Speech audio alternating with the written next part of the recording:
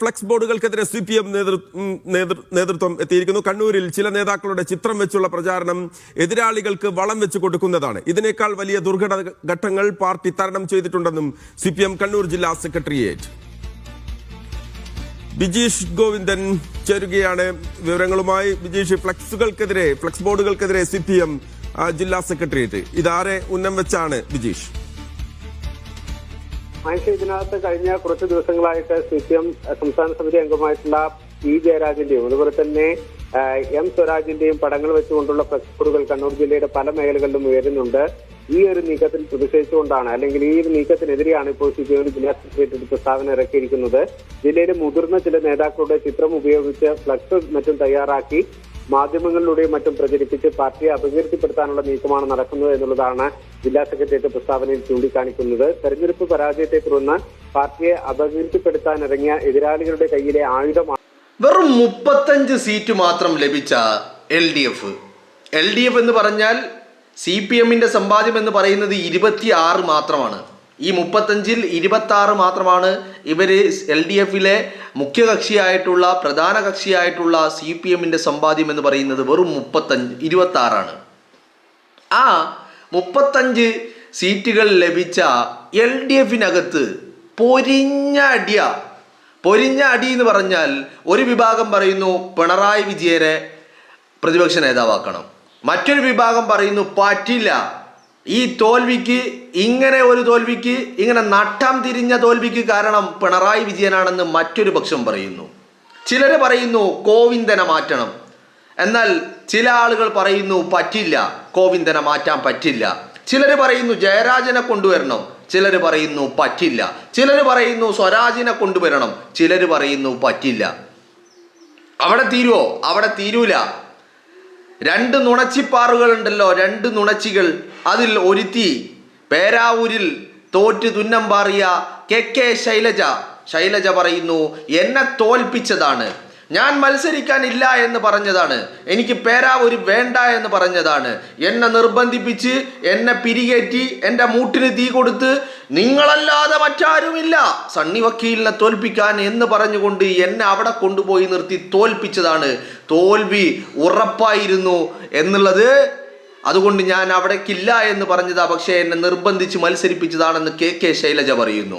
ആറന്മുളയിലെ അടുത്ത നുണച്ചി പറയുന്നു ഞാൻ മത്സരിക്കാനില്ല എന്ന് പറഞ്ഞിട്ടും കുടുംബം ആവശ്യപ്പെട്ടിട്ടും എന്നെ നിർബന്ധിച്ചത് എന്നെ തോൽപ്പിക്കാൻ വേണ്ടി മാത്രമാണ്, എന്നെ അടിച്ച് മൂലക്കിരുത്താൻ വേണ്ടി മാത്രമാണ് എന്ന് പറയുക. അപ്പോ 35 സീറ്റ് കിട്ടി തോറ്റു തുന്നം പാറി അടപടല മൂഞ്ചി നിൽക്കുന്ന CPMനകത്ത് ഇത്ര വലിയ അടി നടക്കുക. അപ്പൊ 102 കിട്ടിയ കോൺഗ്രസിൽ എമ്മാതിരി അടി നടക്കണം, നിങ്ങളൊന്ന് ആലോചിച്ചു നോക്ക്.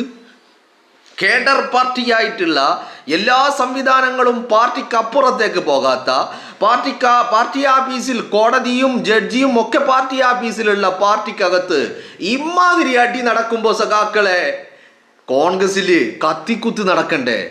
അറ്റ്ലീസ്റ്റ് മിനിമം 1-2 കൊലപാതകങ്ങളെങ്കിലും കോൺഗ്രസിൽ നടക്കണ്ടേ? കാരണം അവിടെ എല്ലാം പരസ്യമായിട്ടാണ്, അവിടെ നിങ്ങളെക്കാളും കൂടുതൽ ആളുകൾ നേതാക്കളായിട്ട് അവിടെ ഉണ്ട്. അവിടെ ഇതിലും വലിയ കത്തിക്കുത്ത് അവിടെ നടക്കണമല്ലോ അല്ലേ? നിങ്ങളൊന്ന് ആലോചിച്ച് നോക്ക്. തോട്ടത്തിൽ രവീന്ദ്രൻ, കോഴിക്കോട് മത്സരിച്ച തോട്ടത്തിൽ രവീന്ദ്രൻ CPMന്റെ സ്ഥാനാർത്ഥി, ആ CPMന്റെ സ്ഥാനാർത്ഥി പറയുന്നു തോൽക്കാൻ കാരണം വെള്ളാപ്പള്ളി നടേശനാണ്, തോൽക്കാൻ കാരണം CPM വോട്ട് BJPക്ക് മറിച്ചതാണ്, ഡീലുകൾ ഉണ്ടാക്കിയതെന്നും പലപ്പോഴും പല സ്ഥാനാർത്ഥികൾ പോലും അറിഞ്ഞിട്ടില്ല. ഇവരൊക്കെ ഇവരുടെ ഒരു ആയുധങ്ങൾ മാത്രമായിരുന്നു. ഞങ്ങൾക്കൊക്കെ സ്ഥാനാർത്ഥികളുണ്ട് എന്ന് ജനങ്ങളുടെ കണ്ണിൽ പൊടിയിടാനുള്ള ആയുധമായിരുന്നു. കോഴിക്കോട് തോട്ടത്തിൽ രവീന്ദ്രന്റെ മണ്ഡലത്തിൽ അവിടെ കോഴിക്കോട് നോർത്ത് അവിടെ കൃത്യമായിട്ട് വോട്ടുകൾ BJPക്ക് മറിച്ച് നൽകി, BJPയെ വിജയിപ്പിക്കാൻ വേണ്ടിയിട്ട്. കോഴിക്കോട് സൗത്തിൽ ഇത് തന്നെ നടന്നു. അഹമ്മദ് ദേവർകോവിൽ, ഇവരെ മന്ത്രിസഭയിലെ ആദ്യ ടൈമിൽ മന്ത്രിയായ അഹമ്മദ് ദേവർകോവിൽ, ആ വ്യക്തിയെയും തോൽപ്പിക്കാൻ BJPക്കാണ് വോട്ട്, മന്ത്രിയെ തോൽപ്പിക്കാൻ CPMകാര് BJPക്ക് വോട്ട് ചെയ്യുക. മനസ്സിലായില്ലേ? അപ്പോ 35 സീറ്റ് മാത്രം കിട്ടി തോറ്റു തുന്നം പറ 8 നിലയിൽ മൂഞ്ചി മൂഞ്ചി എന്ന് പറഞ്ഞാൽ ഇമ്മാതിരി മൂഞ്ചൽ ലോകത്തിൽ ആരും മൂഞ്ചിയിട്ടുണ്ടാവില്ല. ആ മൂഞ്ചിയ സഖാക്കള് ഇമ്മാതിരി അടി എന്ന് പറഞ്ഞാൽ ഒരു ഭാഗത്ത് പി ജയരാജൻ, മറ്റൊരു ഭാഗത്ത് ടി.പി. രാമകൃഷ്ണൻ, മറ്റൊരു ഭാഗത്ത് ഈ ജയരാജന്മാര്, വേറൊരു ഭാഗത്ത് കെ ശൈലജ, മറ്റൊരു ഭാഗത്ത് തോട്ടത്തിൽ രവീന്ദ്രൻ, മറ്റൊരു ഭാഗത്ത് അഹമ്മദ് ദേവർകോവില്, വേറൊരു ഭാഗത്ത് വീണ ജോർജ്, കെ ശൈലജ, പിന്നെ എല്ലാത്തിനും ഉപരി ഏറ്റവും മുകളിലായിട്ട് പിണറായി വിജയന്, അതിന് നേരെ താഴെയായിട്ട് കോവിന്ദൻ, പിന്നെ അപ്പുറത്ത് കുഴലൂത്തുകാരായിട്ടുള്ള സ്വരാജ്, ഇപ്പുറത്ത് എം.ബി. രാജേഷ്, ബാക്കില് പി രാജീവ്, എല്ലാം പാടെ പൊരിഞ്ഞ അടി നടക്കുക. അടി എന്ന് പറഞ്ഞാൽ തോറ്റു തുന്നം പാറിയവൻ പ്രതിപക്ഷ നേതാവിന്റെ കസേരയിൽ ഇരിക്കാന് പിണറായി പറയാ, ഞാൻ കൊന്നാലും ഇരിക്കൂല, എനിക്ക് പറ്റൂല. കാരണം എന്താ, കച്ച കെട്ടിയതും ഇരിക്കാൻ ആഗ്രഹിച്ചതും മുഖ്യമന്ത്രി കസേരയില്ല. എന്തൊക്കെയായിരുന്നു. മൂന്നാം ടൈം പിണറായി വിജയൻ പറയാണ്, ജനങ്ങൾ സീല് വെക്കുന്ന കാലൊക്കെ കഴിഞ്ഞ് നീ ഈ പോയത്തക്കാരന് മനസ്സിലായിട്ടില്ല. എന്നാലും പറഞ്ഞത് ഒക്കെ ശരി. ആ സീല് വെക്കൂല. എവിടെ സീല് വെക്കൂല? വിജയ, നിന്റെ കോളത്തിൽ ആ സീല് വെക്കാതിരുന്നത് അല്ലേ? നിങ്ങളൊന്ന് ആലോചിച്ച് നോക്ക്. ധർമ്മടം എന്ന് പറയുന്ന ഇവരുടെ കോട്ടയില് ആദ്യത്തെ 10 റൗണ്ട് പിണറായി വിജയൻ എവിടെയായിരുന്നു? പിണറായി വിജയൻ അവിടെ ജയിക്കും, കാരണം അത് CPM-ന്റെ കോട്ടയാണ്.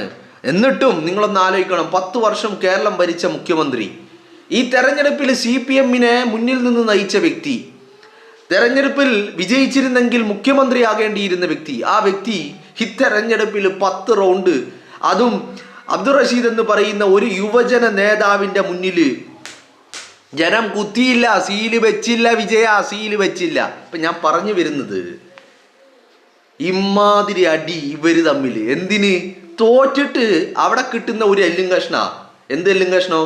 പ്രതിപക്ഷ നേതാവ്. ആ എല്ലും കഷ്ണത്തിനും വണ്ടി അടി. CPI-കാരൻ പറയാണ് വിജയനെ പറ്റൂല. അപ്പോ അടിമ പറയും പറ്റൂല, വിജയം വേണം. അപ്പൊ അടിമകളുടെ കൂട്ടത്തില് മറ്റൊരാൾ പറയും ഇല്ല, പറ്റൂല. ഇമ്മാതിരി അടി നടക്കുക. നിങ്ങളൊരു കാര്യം ഇവിടെ വേറെ പ്രത്യേകം എന്ന് പറയുന്നത്, ഞാൻ ഇന്നലെ ശ്രദ്ധിച്ചൊരു കാര്യമാണ്. ഇപ്പൊ കഴിഞ്ഞ ദിവസം CPM-ന്റെ സംസ്ഥാന സെക്രട്ടേറിയറ്റ് നടന്നു. എന്താണ്? തെരഞ്ഞെടുപ്പ് അവലോകനം, തിരഞ്ഞെടുപ്പ് വിശകലനം എന്നൊക്കെ പറഞ്ഞിട്ട് CPM-ന്റെ സംസ്ഥാന സെക്രട്ടേറിയറ്റ് നടന്നു. ആ സെക്രട്ടേറിയറ്റ് പടി കടന്നിട്ട് കേരളത്തിലെ ഏതെങ്കിലും മാധ്യമ പ്രവർത്തകൻ അതിനകത്തേക്ക് കയറിയോ? ഏതെങ്കിലും ഒരെണ്ണത്തിന്?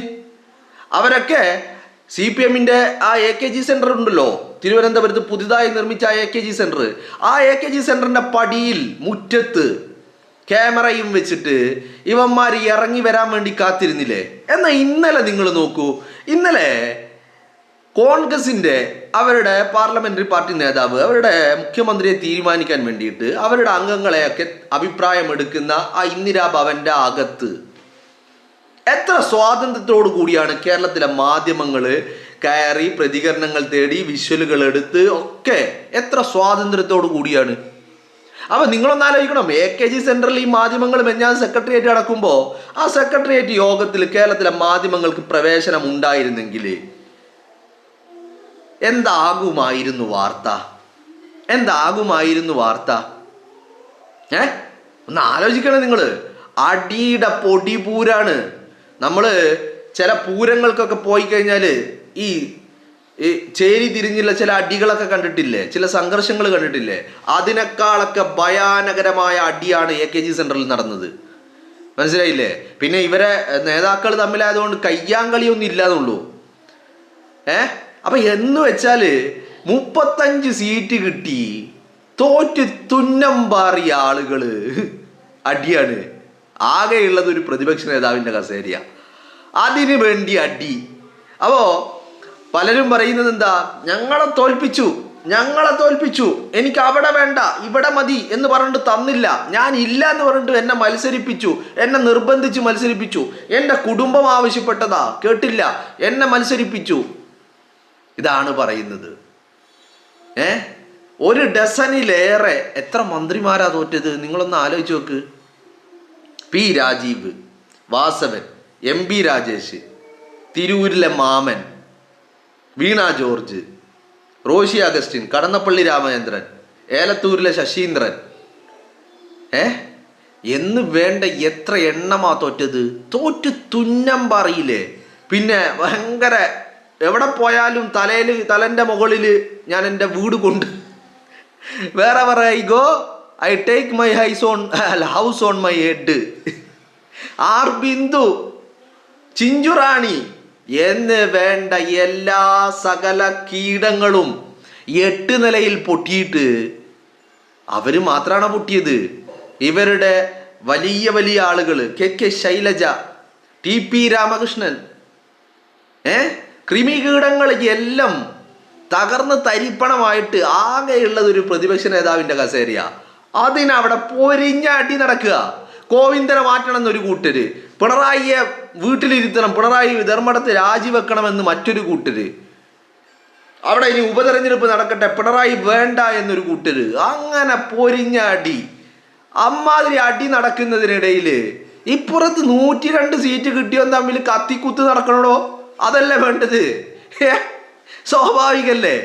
അത് നടക്കാത്തത് വലിയ അത്ഭുതമാണ് എനിക്കുള്ളത്. ഇപ്പോൾ 102 സീറ്റ് കിട്ടിയൊരു കത്തിക്കുത്ത് നടക്കാത്തതിൽ വലിയ അത്ഭുതമാണ്. കാരണം അവിടെ ഇന്നലെ കണ്ടത്, ഇന്ദിരാഭവനിൽ കണ്ടത് വലിയ സന്തോഷവും വലിയ ചിരികളും വലിയ കുശലം പറച്ചിലും അഭിനന്ദനങ്ങളും ഒക്കെയാണ് ഇന്നലെ അവിടെ കണ്ടത്.